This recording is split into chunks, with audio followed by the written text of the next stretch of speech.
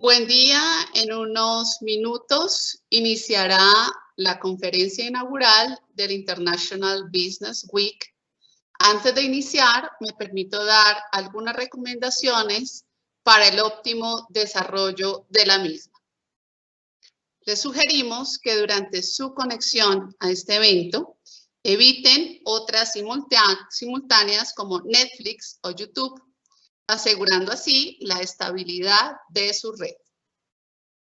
Recomendamos tener a la mano su teléfono celular para conectarse desde ahí en caso de falla eléctrica o del servicio de Internet.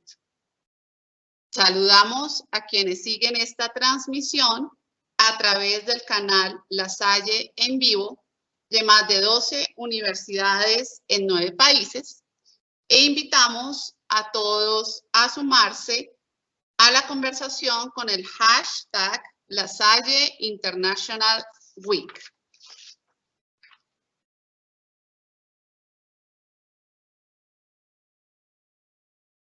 Sean bienvenidos y bienvenidas a la conferencia inaugural de la International Business Week La Salle 2021.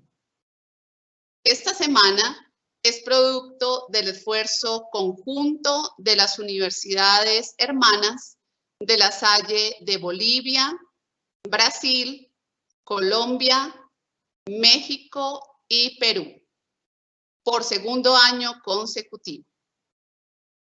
Durante esta semana escucharemos interesantes conferencias que aportan no solo desde la academia, sino también desde lo empresarial y lo público, a la búsqueda de soluciones frente a los retos que la pandemia COVID-19 nos presenta como región, en términos de la recuperación social y económica.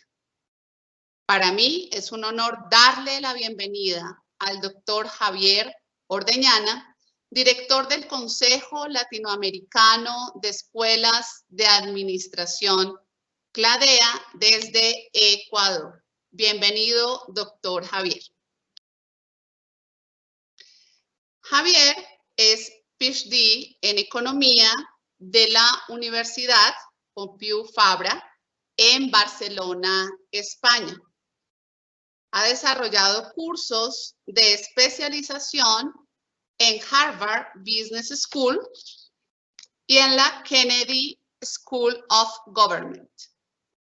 Es actualmente el decano de SPAE en Guayaquil, Ecuador, donde también dicta las cátedras de entorno económico y negocios internacionales.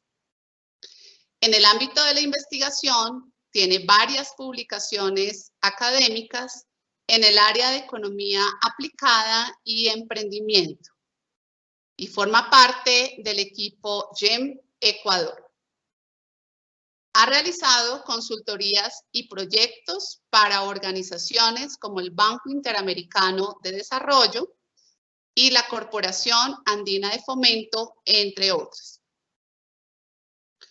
Antes de dar paso a Javier, me permito recordarles que vía chat pueden compartir las preguntas sobre la presentación del doctor Ordeñana, las cuales pondremos a discusión al final de la charla. Sin más preámbulos, invito al doctor Javier para dar comienzo a las actividades académicas de la semana. Javier, bienvenido, el auditorio es todo tuyo.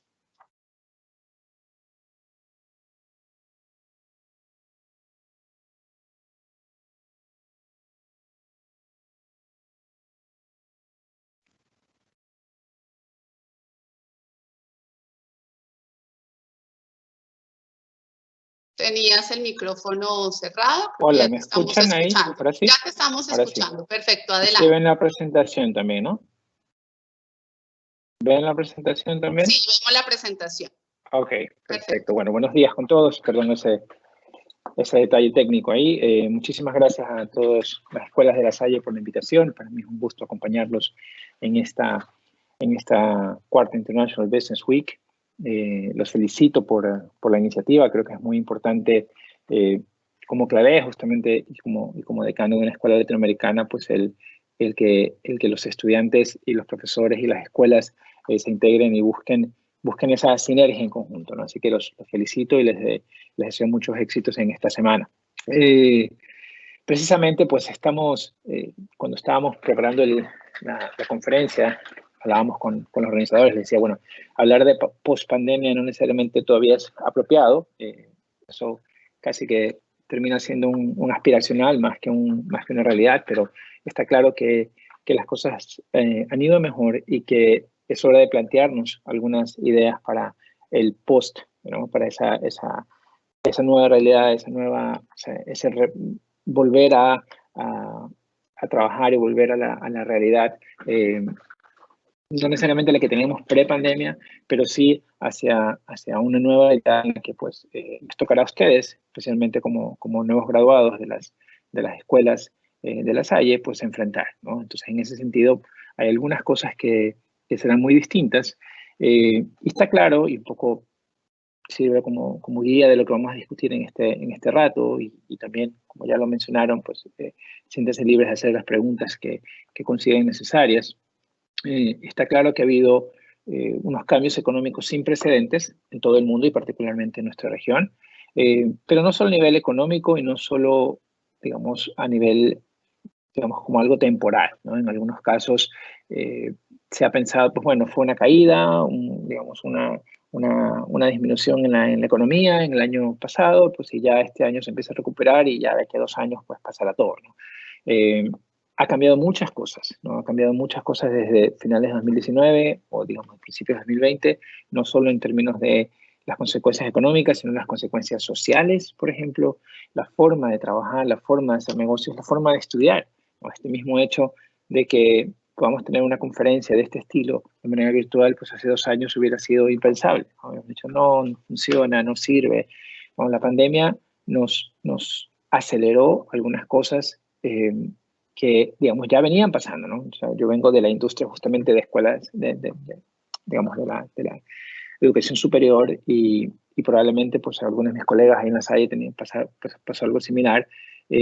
Muchos de los cambios que se hicieron de manera muy rápida, se venían pensando, se venían trabajando ya hace algunos años, ¿no?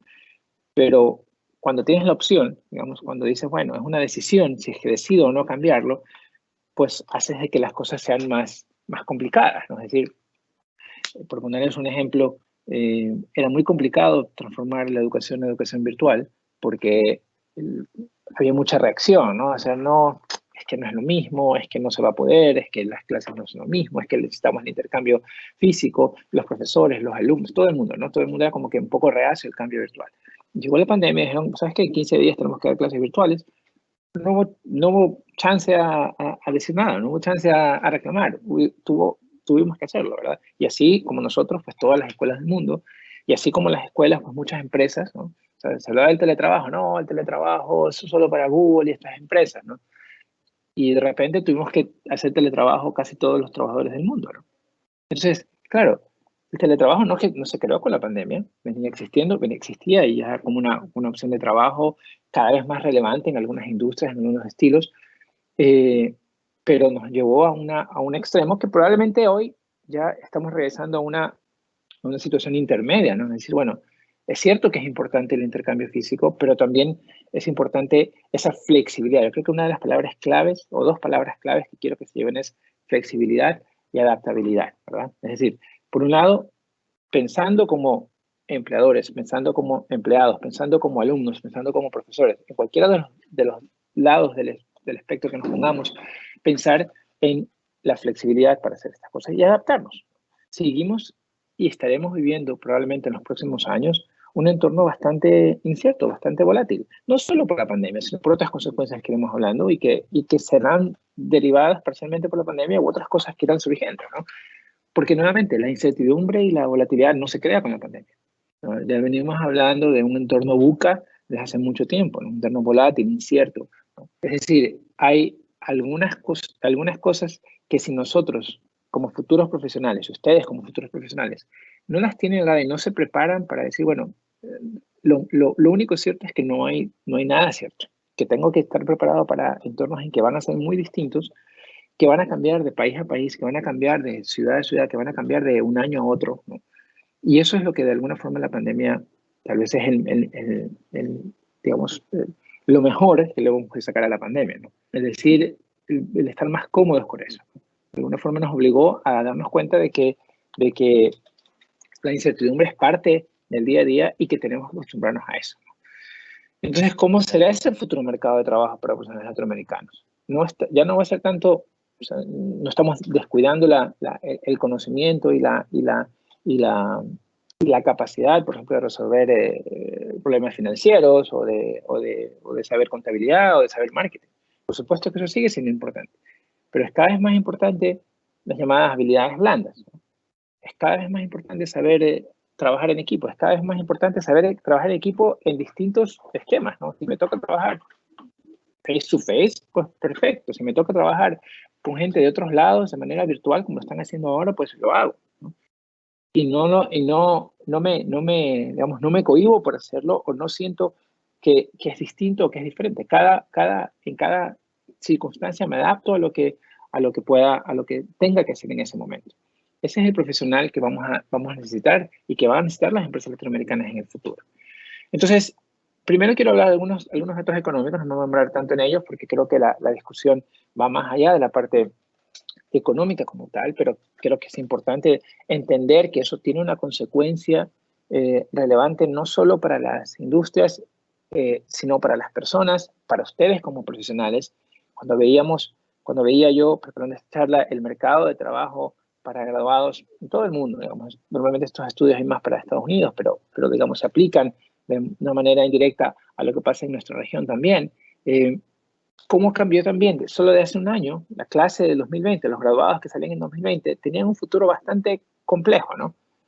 Los que están saliendo ahora, los que saldrán el próximo año o el siguiente, como probablemente es el caso de ustedes que siguen esta charla, pues tendrán unas oportunidades algo distintas, ¿no? Un mundo en el que, si bien la pandemia continúa, estarás resurgiendo hacia nuevas oportunidades que ustedes deberán aprovechar.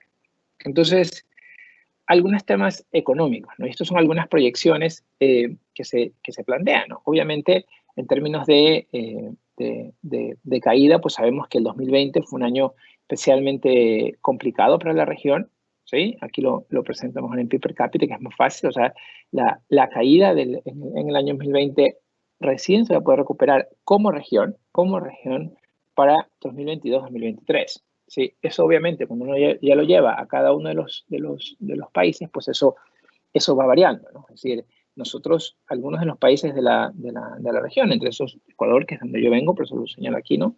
Ya venían con una etapa de crecimiento, más que de crecimiento, de estancamiento en los últimos años, ¿no?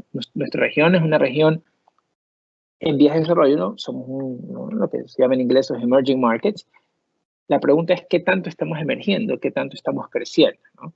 Y tenemos ahí el ejemplo a veces de China, ¿no? Es decir, bueno, es un país que todavía es considerado país emergente en ciertas cosas, si bien en términos de poder económico algunas cosas ya las tiene más que un país desarrollado, pero que para poder realmente avanzar a unas tasas o a unas tasas de crecimiento que vayan de acorde a lo que se espera de un país en vías de desarrollo, un país emergente, pues tiene que crecer durante varios años consecutivos a tasas suficientemente altas, ¿no? No hablo en particular del caso de la pandemia, sino en general, ¿no? Y ese no es el caso de la mayoría de los países de la región. Es decir, la mayoría de los países de la región han venido ya con unas tasas de crecimiento relativamente bajas, relativamente estancadas durante algunos años. Obviamente, llega la pandemia, 2020 es un año, pues, como sabemos, especialmente duro.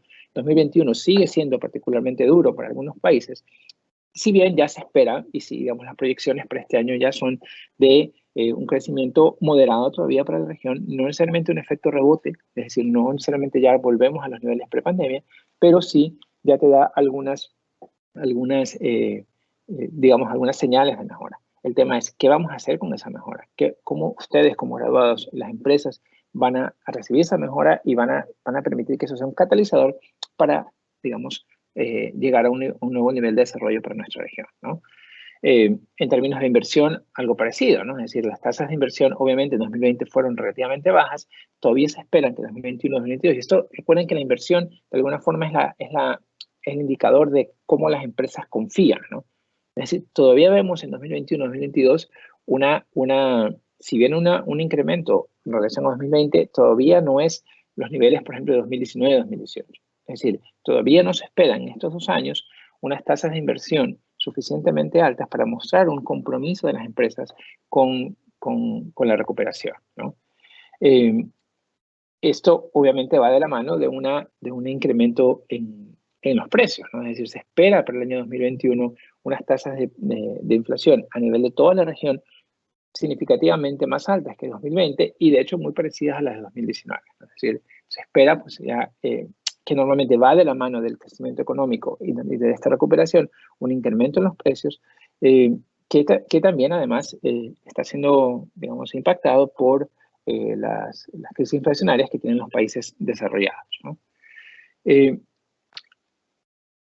Algo que tiene nuestra región en particular y que es muy importante es el enfoque al comercio internacional, ¿sí? Es decir, nosotros nos interesa, nosotros como región, y sobre todo los países un poco más pequeños de la región, tienen que tener una orientación clara hacia la exportación, hacia lo global, ¿no? Y precisamente esta semana internacional, esta semana de negocios internacionales debe ser, digamos, fuente de inspiración para eso, ¿no? Es decir, trabajar pensando en los mercados internacionales. Vemos que obviamente el 2020 por diversas razones, logísticas y demás, ¿no? El confinamiento sobre todo, pues hay una caída importantísima en el tema de exportaciones. Se ve un efecto rebote importante en el 2021 que luego se estabiliza en los siguientes años, ¿no? Esas son proyecciones todavía.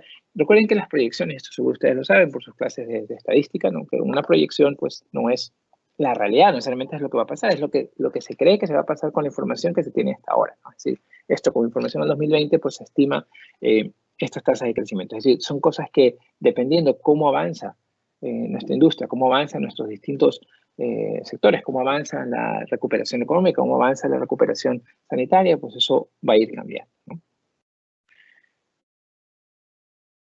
Una eterna discusión que tenemos en nuestra región es la importancia del gasto público, ¿no? Es decir, es algo que a nivel de toda la región sigue siendo motivo de controversia, es decir, bueno, qué tan importante debe ser el Estado. De alguna forma la pandemia nos llevó a recordar que el Estado es importante, es decir, de alguna forma ese punto intermedio entre los dos, digamos, extremos, ¿no? En aquellos que creen que el Estado debe hacerlo todo y aquellos que creen que el Estado pues no sirve para nada y que todo debe serlo el mercado, ¿no? El 2020 y la pandemia y sus consecuencias sanitarias sobre todo nos dijo claro, bueno, necesitamos un Estado fuerte. ¿Qué tan grande? Pues depende, no hay una respuesta única del tamaño que debe tener el Estado, pero sí está claro que el Estado debe ser fuerte, debe ser eficiente, ¿no? Entonces, en términos del gasto público, sobre todo en un año en el que era pues importante la inversión pública, no solo en términos y luego comentaremos algunas iniciativas que tuvieron los estados para apoyar la recuperación, digamos, y los efectos de la pandemia, ¿no? No solo en términos de la parte de salud, sino también en términos de esas ayudas que les daban a los distintos actores, sobre todo a las pequeñas empresas, a las personas, para poder recuperarse, ¿no?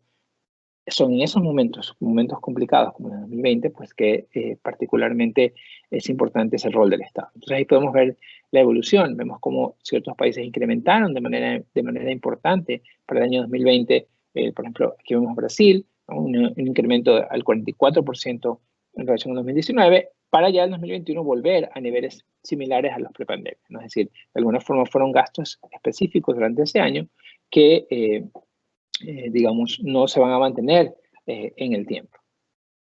¿Ok? Entonces, esos son algunos de los datos. No quiero entrar mucho en detalle porque, nuevamente, creo que hay otras cosas que son críticas, ¿no? O sea, sabemos, y todos conocen aquí, no voy a entrar en detalle en la cronología, pero sabemos que esto fue relativamente rápido, ¿no? A partir del 2019, perdón, a partir del noviembre de 2019 que se cree, digamos, hasta ahora que fue el primer caso de coronavirus hasta marzo 2020, perdón, esto es marzo 2020, no 2019, que se declara oficialmente la pandemia, ¿no? Es decir, en apenas 2-3 meses, perdón, 3-4 meses, hay un cambio importantísimo en términos de la cantidad de personas infectadas, y hoy por hoy pues sabemos que 2020 fue un año particularmente duro para nuestra región, ¿no? Es decir, afectó a todos los países en mayor medida, más a unos que a otros, ¿no? Aquí, por ejemplo, tenemos los 5 países más afectados, solamente fueron, en términos de casos, Brasil, Argentina, Colombia, México y Perú, ¿sí? En términos de la población, más del 11% de la población de América Latina estuvo afectada por el coronavirus, lo cual pues es un número importante. Lo que es tal vez más importante, porque obviamente sabemos ya hoy por hoy que las urgencias más, digamos, las consecuencias más importantes no era solamente el tema de estar contagiados, que también tenía sus implicaciones, sino temas de mortalidad y temas de los casos más graves, ¿no? Por eso fue tan importante el tema de la vacunación, porque la vacunación, si bien no impedía que sigan existiendo casos, sí hacía un poco más complejo, o digamos más difícil o menos probable que existan, digamos, muertes o hospitalizaciones, ¿no? Que era lo que en su momento se llamaba, bueno, ¿cómo hacemos para que la curva se baje y permitamos que no estén colapsadas las UCIs y los hospitales en general, ¿no?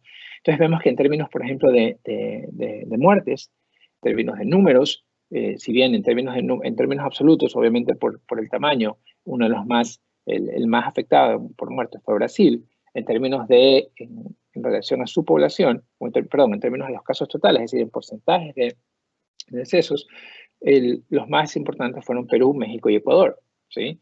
Con tasas del 9, 7 y 6%. Y eso que aquí obviamente hay algunas discusiones, ¿no? Vemos Venezuela como 1.2%, Nicaragua 1.3%. Hay casos donde se manejaron muy bien, ¿no? Se sabe, por ejemplo, que Uruguay se manejó muy bien, que en Chile se manejó muy bien. Venezuela y Nicaragua puede generar un poco más de sospecha sobre el tema de los datos, porque no necesariamente la información era la adecuada, pero en todo caso, pues en términos en relación a los datos oficiales, no solo en Venezuela y en Nicaragua, aquí también en Ecuador mismo hubo muchas dudas sobre si es que realmente se estaban registrando todas las muertes, ¿no? Por eso es que hubieron momentos en que la información más exacta o digamos más relevante para analizar era el tema del exceso de muertes, ¿no? En relación a un año normal. Pero digamos que al menos en relación a los datos oficiales, algunos de los países más afectados pues, fueron precisamente Perú, México, Ecuador, Bolivia y en menor medida Bolivia y Paraguay, ¿no? Y eso obviamente pues llevó al siguiente paso, que fue el tema de las vacunas, ¿no? Y ahí sabemos que Chile y Uruguay han sido pues un poco los líderes, lo cual pues va de la mano con otras cosas, ¿no? O sea, Chile y Uruguay en general son los países, con algunos más, que están pues un poco más adelante en términos de nivel de desarrollo, ¿no? En términos de países que más vacunas han adquirido, también obviamente dependen del tamaño, pero Brasil, México y Argentina, que son pues, los 3 países más grandes de la región, son los que más vacunas han adquirido. Pero en términos digamos, de la población, hoy por hoy, básicamente la mitad de la población de América Latina está vacunada, con países, con Chile y Uruguay, como decíamos, siendo los líderes en eso, pero seguidos de El Salvador, Argentina, Brasil, ¿no? Argentina y Brasil es destacable porque estamos hablando de países muy grandes, y Ecuador, ¿no? Con tasas por encima del 50%, ¿no? Perdón, un segundo que se me... Aquí. Ups. Ok, entonces, eso en términos, digamos, de la vacunación, ¿no? Y la vacunación, pues, sirvió no solo para que, en efecto, empiece a haber una disminución en términos de, sobre todo de las muertes, las hospitalizaciones, y en general del nivel de confianza, ese retorno a algo un poco más seguro, ¿no? En general, en toda la región ha implicado, pues, que las cosas empiecen a volver a ser relativamente normales, ¿no? En términos del turismo, en términos de la vida social, la vida familiar, en términos de todo esto, ¿no? Entonces eso ha permitido, y sabiendo que igual pues hay riesgos de nuevos rebrotes, sabiendo que hay riesgos de nuevas situaciones, pero al menos ha implicado que para, sobre todo ya este segundo más o menos desde abril o mayo de este año, pues ya empieza a haber paulatinamente una relativa mejora en las condiciones de vida, ¿no? Entonces vemos que esto igual, ¿no? Esto varía, como decíamos, Chile y Uruguay son los países que más han vacunado de su población, ¿no? Hay otros países como Brasil y Ecuador, y otros países pues que tienen todavía un porcentaje bastante bajo, ¿no? Sabemos que esto igual hay un efecto, digamos, de red, es decir, no solamente es decir, me interesa a mí como país, mi país que esté vacunado, porque mi país tiene contacto con los otros países y por lo tanto es importante que toda la región y que todo el mundo eventualmente pues tenga unas tasas de vacunación suficientemente altas, ¿no? Entonces, claro, cuando empieza la pandemia y empieza digamos, sobre todo los primeros meses de la pandemia, que fueron particularmente complejos, hubieron algunas respuestas en términos de los países, de los gobiernos, en relación a qué cosas pueden hacer, ¿no? Obviamente, una de las cosas importantísimas, y decía al principio, tuvimos que irnos a clases virtuales, los colegios se fueron a clases virtuales, la gente se fue al teletrabajo. Es decir, la importancia que tomó el Internet y los servicios móviles fue, si ya era bastante alta, pues llegó a ser prácticamente algo esencial, ¿no? Es decir, sobre todo esos primeros meses de la pandemia, donde casi todos los países estaban con algún grado de confinamiento o de restricciones de movilidad, pues el tema de la conectividad era crítico, ¿no? Fue crítico. Entonces, algunos gobiernos pues generaron, por ejemplo, políticas desde el gobierno de que, por ejemplo, en Colombia, que se garantice la instalación, el mantenimiento y operación de los servicios de telecomunicación, y de igual forma agilizaron ciertos trámites, ¿sí? Por ejemplo, en el caso de México, para evitar aumentos repentinos en los precios, también los proveedores de servicios ofrecieron descuentos y otros programas, ¿no? En Argentina, por ejemplo, se congelaron los precios, por lo menos hasta diciembre. En Colombia se eliminó el IVA, es decir, se hicieron algunas políticas orientadas hacia el tema de mantener la conectividad, ¿sí? E incluso ampliarla, ¿no? Sabemos de empresas, digamos, el uso, ya es algo casi que cliché, ¿no? Pero todo el mundo sabe que el tema de, por ejemplo, Zoom, ¿no? Que era una cosa que existía antes, que se utilizaba, yo se lo usé alguna vez, ¿no? Pero para mí era una aplicación ahí que lo usaba alguna vez con alguna conferencia muy esporádica, se volvió algo que era parte de tu día a día, ¿no? El tema de la conectividad y el tema de Internet fue crítico, ¿no?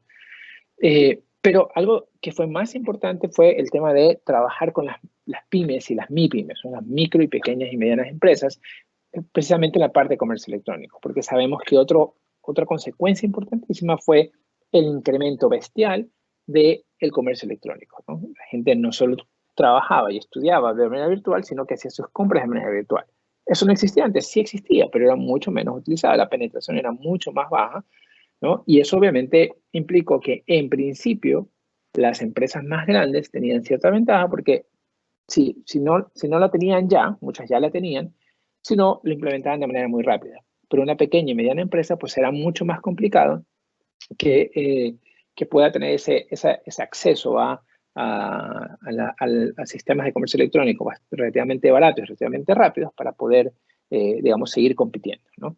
Entonces, hay algunos ejemplos, ¿no? Argentina lanzó, por ejemplo, la red de asistencia digital PYMES para que puedan las pymes incrementar su presencia digital, ¿no? Incluyendo información sobre pagos, facturación, ventas y soluciones, ¿no? Yo al final comento algo de algunas tendencias, pero algo que fue impresionante, sobre todo, no tanto para la generación de ustedes, ni siquiera la mía, ¿no? Pero hablando de personas de 60 años en adelante, gente que no estaba acostumbrada a comprar nada por Internet o a hacer transacciones por Internet, se vio obligada a hacerlo, ¿no? O sea, pasa en algunos países, ¿no? Que sobre todo la gente mayor, pues prefería antes de la pandemia no utilizar los bancos digitales, ¿no? Porque decían, pues bueno, es parte casi que de su diversión ir al banco, ¿no? Y hacer la visita al banco y hablar con esto, o ir a la tienda y todo lo demás, ¿no? Obviamente, la pandemia, sobre todo los confinamientos, los llevaron a que tuvieron que hacerlo, ¿no? Pero eso implica algunas cosas de ese futuro que conversaremos un poquito más adelante, ¿no? Bueno, decía también en Chile, por ejemplo, se promovieron algunos algunos sitios web para promover las exportaciones. En Costa Rica se desarrolló una plataforma específica que se llama BuyPyme, ¿no? Dirigida para que las empresas que no tenían presencia en línea puedan facilitar ese comercio, ¿no? Y de igual manera en República Dominicana, ¿no? Brasil, Colombia y otros países, ¿no? Entonces, claro, ¿qué tipos de respuestas nos hubieron? Hay algunas esta es una forma de resumir, sobre todo las que eran para facilitar comercio y logística, ¿no? Medidas para mantener y facilitar operaciones se hicieron en algunos de estos países, casi todos los países hicieron algún tipo de medidas para mantener y facilitar las operaciones de entrega y logística, ¿no? Es decir, para que sea más fácil el poder llevar desde el productor al comprador, ¿no? También se hicieron acciones para desarrollar nuevos servicios o fortalecer los servicios que ya existían, ¿sí? También para operadores privados como servicios de mensajería y operadores de paquetería, ¿no? Por ejemplo, todo lo que son, bueno, depende, se llaman distinto en cada país, ¿no? Pero Globo, Uber, todas estas, aquí tenemos Tipti, que es bastante importante, bueno, ¿no? Pedidos ya, no sé, ¿no? El que tengan en cada uno de los países se volvieron mucho más importantes, ¿no? Y digamos, en general hubieron políticas de apoyo a eso, ¿no? Desde cosas sencillas como, bueno, obviamente desde los permisos y las facilidades para que puedan trasladarse en los momentos más críticos de la pandemia, pues hasta incentivos y otras cosas, ¿no? Medidas para facilitar las operaciones aduaneras de igual manera y medidas para facilitar los flujos de datos asociados al comercio electrónico y las operaciones comerciales digitales, ¿no? Entonces, claro, ¿cómo esto lleva a cambios en la fuerza laboral, ¿no? Más allá de la caída específica, ¿no? del 2020, ¿no? Aquí vemos el tema de desempleo, ¿no? Los temas de desempleo hay que manejarlos con pinzas en algunos de nuestros países de la región, porque los datos, digamos, nuestro punto más débil quizás no es necesariamente, no solamente, como he dicho, no es solamente el desempleo, sino las otras formas de empleo no adecuado, ¿no? O sea, esos cambian de nombre en cada país, pero digamos que normalmente no solo es el tema de que no tengas ningún tipo de empleo.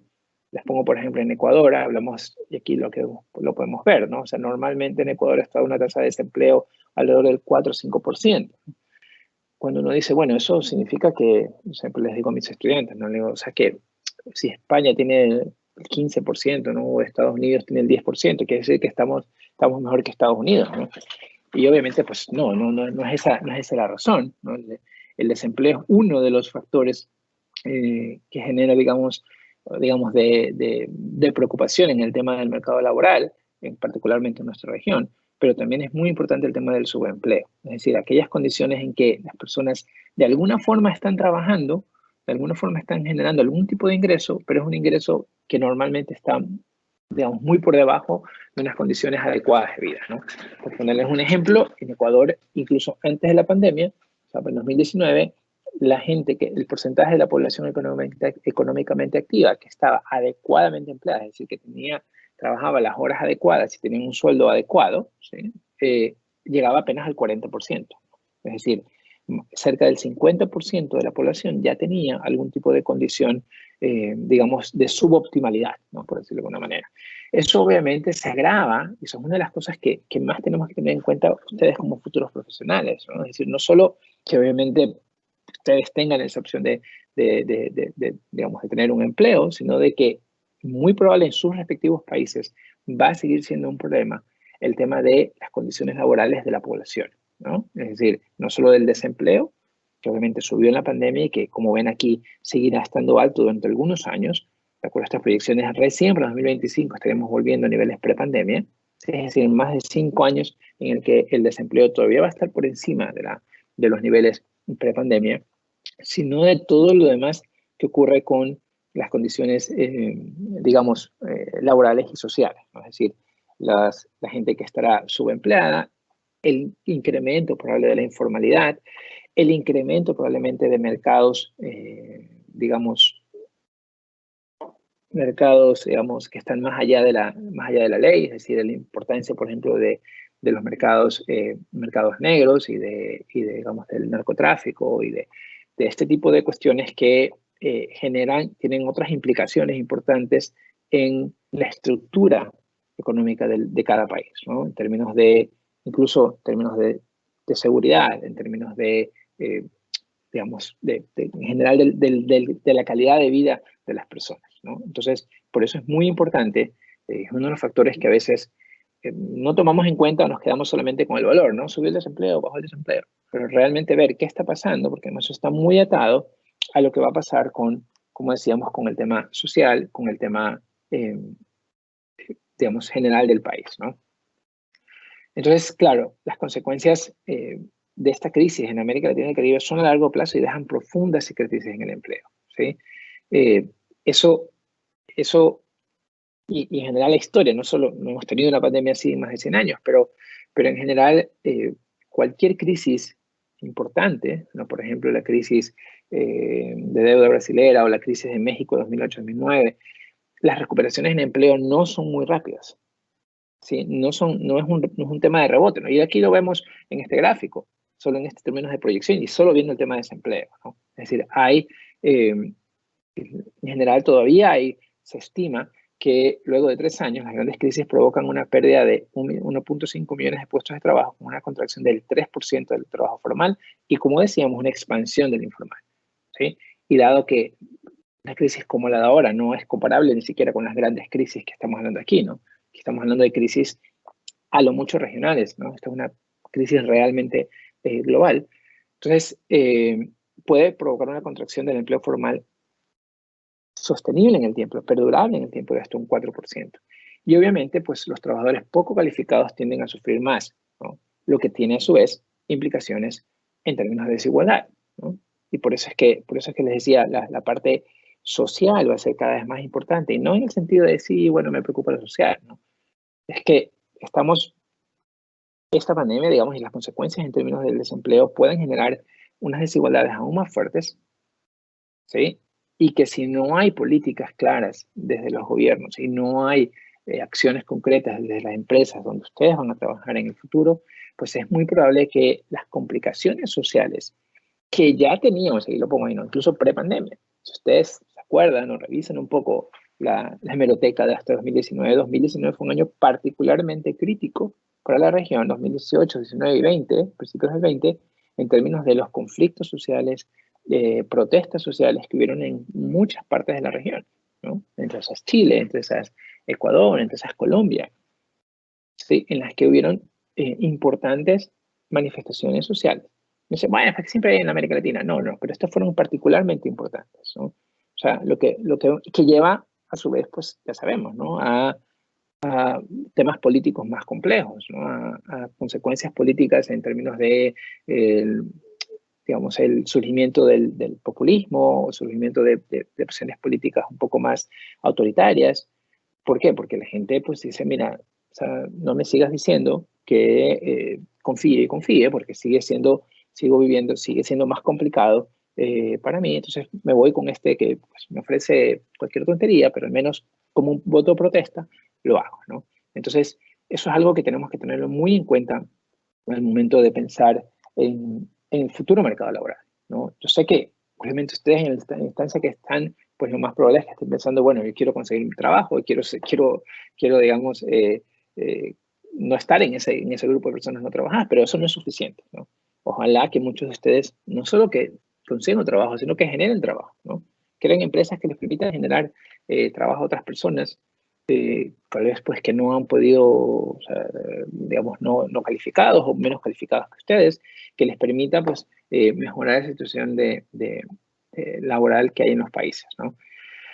Ahora, obviamente, no quiero sonar aquí pesimista, ¿no? O sea, yo creo que lo primero y es importante que nuestros países establezcan marcos macroeconómicos sólidos y prudentes para proteger los mercados laborales, ¿no? Necesitamos políticas fiscales y monetarias sólidas.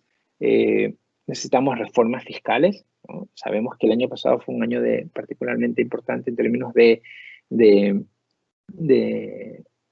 inversión social, de gasto social, ¿no? Las transferencias que se tuvieron que hacer. Necesitamos un gasto eficiente, programas claros, aumentar las capacidades de las políticas laborales y a la vez de protección social, ¿no? Es decir, es importante, y ojo ahí, ¿no? Cuidado, yo sé que suena casi que, bueno, gasto prudente, pero a la vez estamos diciendo que se incremente la protección social. Es importante que la gente sienta que haya políticas laborales que les permitan mantener algún tipo de continuidad en su carrera laboral, ¿no? Y algo que tal vez es un poquito distinto, pero ya va más a la parte micro, ¿no? Es decir, desde lo macro hay estas complicaciones en el empleo, hay estas complicaciones en la parte económica, hay estas complicaciones sociales que están ahí latentes, ¿no? Pero también sabemos que ustedes van a enfrentar en sus empresas, en las empresas que trabajan, en las empresas o las empresas que creen, ojalá, un consumidor bastante distinto al que existía antes de la pandemia, ¿no? Entonces, algunas de esas cosas son, por ejemplo, son consumidores más informados, ¿no? La pandemia, sobre todo la primera etapa, nos llevó a que la gente pues se informe mucho más, ¿no? Lo cual es bueno, pero a veces tiene sus consecuencias negativas, ¿no? Porque la gente cree que busca en internet y consigue todo, ¿no? Pero me refiero a cualquier información, ¿no? Entonces, no, es que yo leí que tal cosa, ¿no? Pero la gente va a necesitar más información y eso es bueno, porque entonces la gente no se deja convencer solamente por algo más barato, ¿no? Es decir, crear cosas con valor agregado, crear cosas con algo de, digamos, de mejor calidad, pues debería ser más atractivo, ¿no? Sabemos que más allá de que hubo un pico durante el confinamiento, ¿no? Durante las distintas etapas de confinamiento, es muy probable que se mantenga el uso del comercio electrónico. Tal vez no al mismo nivel del confinamiento, que habrán gente, y justamente ahí, ¿no? O sea, el cambio de hábito de los adultos mayores. Habrá gente que diga, ahora ya puedo ir al banco, pues voy al banco, ¿no? Porque para ellos es una parte de su, ¿no? O hacer las compras, ¿no? O sea, un momento en que literalmente las compras del supermercado, pues todas las hacías por internet o iba, ¿no? El joven de la casa para que no vaya el abuelo o la abuela porque era muy peligroso, ¿no? Pero muchos abuelos y abuelas, pues eso es parte de su digamos, de su rutina, ¿no? El hacer las compras en el supermercado o lo demás, ¿no? Entonces, pero aprovechar ese hecho incluso en los adultos mayores, ¿no? Saber de que hay distintos tipos de consumidores, ¿no? Algo que también es importante es el comercio de proximidad, ¿no? Es decir, la gente ha vuelto a aquel pequeño, digamos, ese pequeño emprendedor, ese pequeño empresario que está cerca, que conoce, que te pone un balance entre calidad con algo más de cercanía, ¿no? Algo que sí probablemente es permanente es la reducción del uso de efectivo, ¿no? Realmente pasamos de usar básicamente efectivo en muchas partes a una reducción casi total, ¿no? Y lo que tal vez es más importante, pues es conectar con el nuevo consumidor y el balance físico online, ¿no? Y esto es muy importante. Es muy importante porque este nuevo consumidor no necesariamente es exclusivamente online y seguramente ustedes como estudiantes lo ven, ¿no? Yo lo veo aquí en la escuela. Los estudiantes se dicen, bueno, sí, pero también quiero estar en clase, ¿no? También quiero compartir con mis compañeros, quiero ver a mi profesor. Pero hay cosas que sí puedo mantenerlas online, ¿no? O sea, está claro que antes decíamos, no, todo tiene que ser físico. No es verdad. Y digamos, por necesidad tuvimos que hacerlo todo online, pero tampoco es lo óptimo, ¿no? Es decir, ese balance que va a ser distinto en cada industria, ¿no? Decíamos, por ejemplo, el tema de compras. ¿Que van a desaparecer las compras físicas, las tiendas físicas? No. ¿Por qué siguen existiendo tiendas físicas? Porque a la gente le gusta la experiencia de la compra, ¿no? No todo el mundo, pues no todo el mundo, pero habrá gente que le gusta, no solo los adultos mayores, hay gente que dice, bueno, yo para comprar el supermercado quiero ir y ver, no quiero poner ahí todo, no poner manzanas naranjas en una app, sino que quiero estar ahí, tocarlas, verlas, ¿no? Sentirlas. Entonces, realmente determinar qué es eso que mi consumidor quiere en físico, qué es lo que mi consumidor quiere o no necesita físico y lo puede manejar online, ¿no? En cualquier industria. Eso es muy importante, ¿no? Y particularmente para ustedes, que estamos hablando digamos, de estudiantes que tienen una visión global. Debemos recordar algunas cosas sobre el tema global, ¿no? Yo creo que vamos a hacer una nueva globalización. La integración global ha favorecido la velocidad que se ha transmitido la pandemia, es decir, por ese lado ha sido, digamos, negativo, ¿no? Porque el hecho de que seamos tan integrados pues permitió de que la pandemia se transmita muy rápidamente, ¿no? Hubo una reducción en el comercio de bienes, pero en general hubo un incremento de la globalización digital, ¿no? Es decir, no solo en ese momento nos hizo más complicada la reducción de del comercio de bienes, ¿no? Sobre todo por las distancias, las restricciones que había en ciertos países, que el tema del traslado. Pero la globalización digital, pues, llevó a que hoy por hoy no solo en educación, sino que en muchos trabajos te dicen, o sea, casi que es irrelevante. Hoy por hoy estamos en 5, 6, 7, 10 países, no sé cuántos estamos todos al mismo tiempo. Hay entrevistas digamos, por estos canales, ¿no? Hay muchos trabajos que te dicen, ¿no? O sea, ya existían antes, pero que se han incrementado de manera importante porque ya la gente ha probado y dicho, mira, pues sí, o sea, muchos de esos trabajos pueden funcionar de donde estés. Otros no, ¿no? Otros sí necesito que tengas físicamente aquí, otros necesito que tengas cierto control. Pero hay muchos que sí se pueden hacer. Entonces, la globalización digital sigue y va a seguir siendo importante. ¿Sí? La ventaja comparativa, entendida como, digamos, esa ventaja que aprendemos en economía internacional, no desaparece, aunque haya la tentación de desglobalizar ciertas cadenas de suministro. Es decir, algunas, vamos, hubo mucho esta discusión de, bueno, tal vez esa idea de antes de pongo en cada país del mundo, no me importa dónde esté, si en Vietnam es mejor para producir esta pequeña pieza del zapato, lo produzco ahí, ¿no?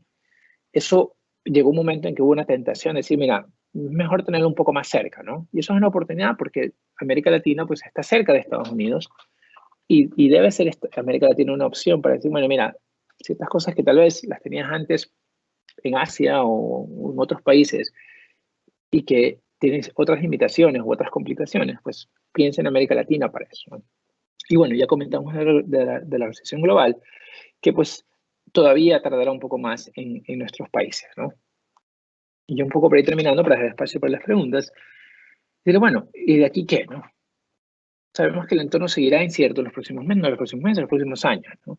Algo que es importante también es que no todas las industrias se afectan por igual. Cuando vemos cifras económicas o en generales, ¿no? Es decir, oye, yo qué sé, pues, ¿no? El PIB, la economía del país ha caído, va a caer tanto por ciento. Eso no significa que todas las, o sea, está claro que, y cuando evaluamos nomás la pandemia, decimos, que todas las industrias estuvieron afectadas. Pues no necesariamente, ¿no? ¿El turismo estuvo muy afectado? Sí, muy afectado.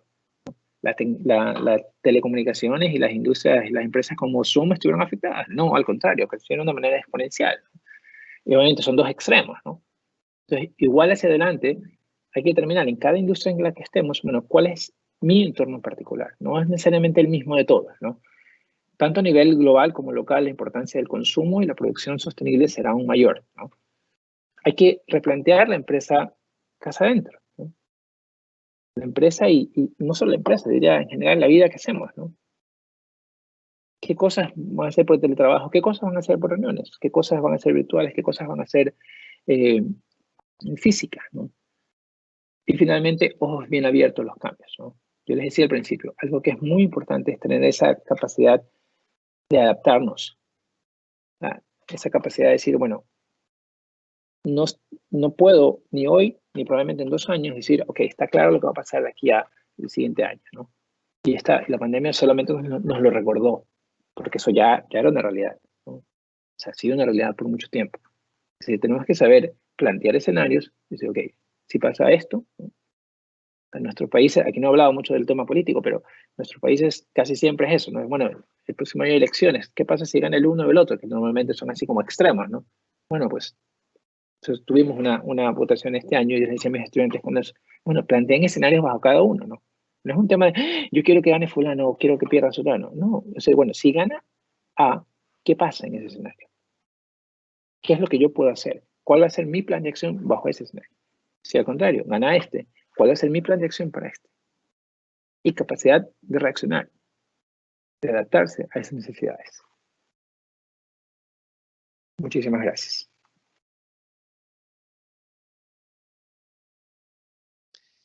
Bueno, doctor Javier, muchas gracias pues de antemano por aceptar esta invitación de las universidades de La Salle en la región.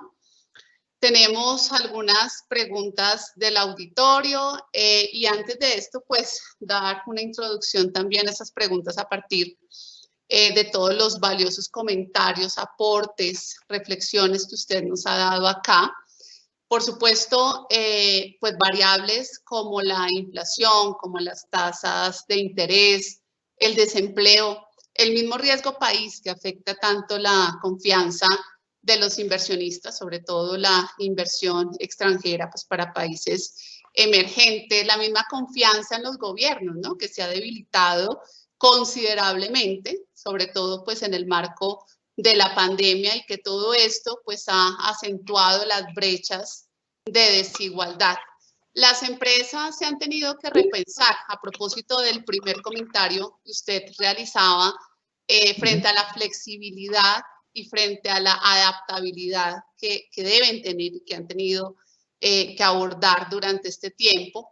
Los mismos problemas de migración, ¿no? Que han aumentado también las tasas de desempleo. Y bueno, por supuesto, el salto obligado para la mayoría de las empresas de entrar en el mundo digital, ¿sí?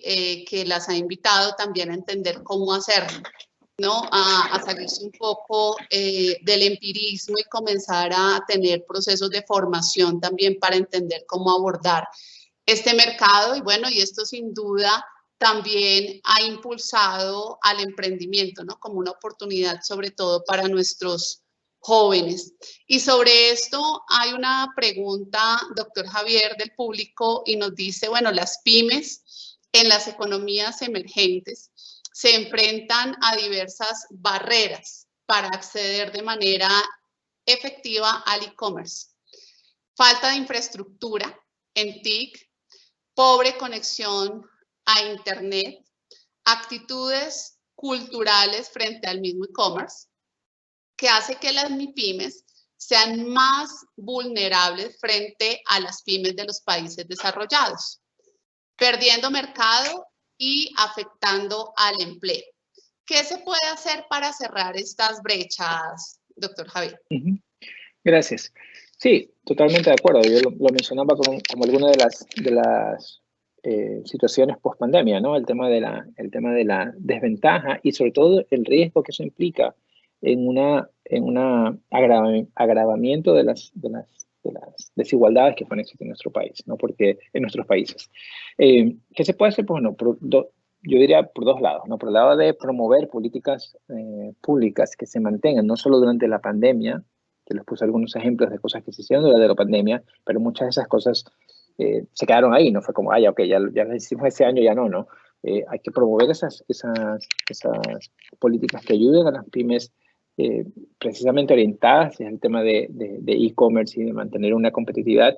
Y también desde las empresas, ¿no? De las grandes empresas, apoyar con un tema de desarrollo por ejemplo, de proveedores, ¿no? Muchas de estas pymes trabajan, digamos, son proveedores o son aliados de algunas de las empresas grandes o les venden a esas empresas grandes.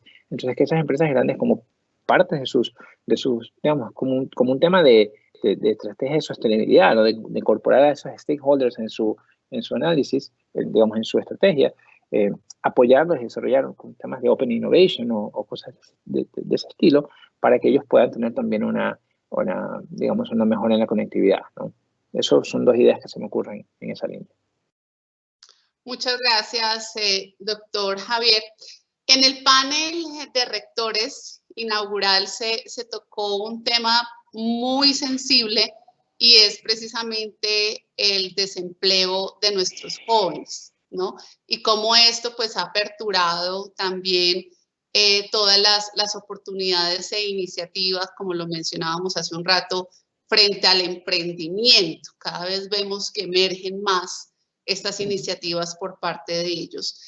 Y se hablaba de algunas cualidades, ¿no? Algunas competencias que se deben tener para comenzar a afrontar de manera positiva pues esas brechas de desempleo que hay y generar nuevas oportunidades. ¿Cuáles son estos retos a los cuales se enfrentan nuestros jóvenes emprendedores? ¿Cuáles son esas competencias y esas habilidades que hoy deben tener para abordar todos los cambios estructurales que se han venido presentando? Sobre todo aprovechando también en esta semana internacional que acoge un número importante de emprendedores que van a presentar sus muestras empresariales, que hay muchas ideas, proyectos de vida. ¿Qué decirles a ellos? O sea, yo creo que hay algunas cosas, ¿no? Yo creo que por un lado el tema es no que el emprendimiento pase de un tema de moda, de tracción, a un tema de, digamos, de sacarlo adelante, ¿no? Y a veces no creo que son un tema de capacidad, porque muchas veces tienen la capacidad, pero más bien es un tema de la capacidad de resistencia y de mantener eso en el tiempo, ¿no? Muchas veces vemos en algunos estudios en distintos países y a nivel regional que el problema no es empezar el negocio. A veces creemos que el emprendedor, el gran reto es empezar el negocio. Y el reto es, digamos, tener una buena idea o incluso empezar un negocio. No digo que sea fácil, pero digamos, no es lo más difícil, ¿no? O sea, buenas ideas, y lo vemos en distintos ambientes, ¿no? Buenas ideas, todos tenemos buenas ideas. El tema es cómo llevar eso a una digamos, a una cosa que se pueda mantener en el tiempo. Y eso implica, pues, trabajarlo más, digamos, trabajarlo de forma perseverante, obviamente entender el mercado en el que se está trabajando, tener las condiciones financieras para eso y buscar los recursos. Y de mi experiencia, yo no soy experto en el tema de emprendimiento, sino más desde el punto de vista de la política pública, pero desde mi experiencia en la escuela, una de las cosas que he visto es que a veces no solo es el tema del financiamiento, y digamos, buscamos casi como salida al tema del financiamiento, pero a veces más es un tema de la capacidad del proyecto de realmente comprometer, mi proyecto como negocio, comprometer e involucrar a los distintos actores, aquellos que financian, aquellos que pueden financiar, pero tal vez y también a los compradores y posibles socios. Entonces es un tema de trabajar realmente en red, saber que es un proyecto a un mediano plazo y que por lo tanto hay que poner realmente toda esa capacidad y las capacidades que no se tienen, pues adquirirlas a través de otras personas, ¿no? Para que realmente sean proyectos que se permitan mantener en el tiempo. Muchas gracias. Otro comentario y pregunta también de nuestro público hace referencia a que las condiciones laborales de los jóvenes y las mujeres demostraron en el marco de la pandemia la falta de medidas específicas que se focalicen en esta población frente a un escenario de alta deuda pública y con sistemas de protección débiles. Sería de esperar que en vez de políticas expansivas nos enfrentemos a políticas más restrictivas. ¿Qué retos tienen los gobiernos para atender las vulnerabilidades de la población de jóvenes y de mujeres? Gracias. Sí, yo creo que al igual que con el emprendimiento, uno de los, digamos, errores que a veces cometen los gobiernos es pensar que las políticas son una para todos, ¿no? Yo creo que hay que pensar en políticas de emprendimiento y políticas laborales, portafolio de políticas, ¿no? Es decir, bueno, una cosa es lo que necesita un emprendedor pequeño, tal vez está empezando, y un emprendedor más grande. Y lo mismo es una persona que está en el mercado laboral como tal, buscando trabajo, en unas condiciones, digamos, por ejemplo, recién graduado o recién salido del instituto, del colegio o de la universidad, o casos específicos en que queremos fomentar y promover digamos, la igualdad y que no hayan ningún tipo de discriminación hacia mujeres u otras personas, promover políticas específicas que vayan orientadas a promover, digamos, a incrementar eso.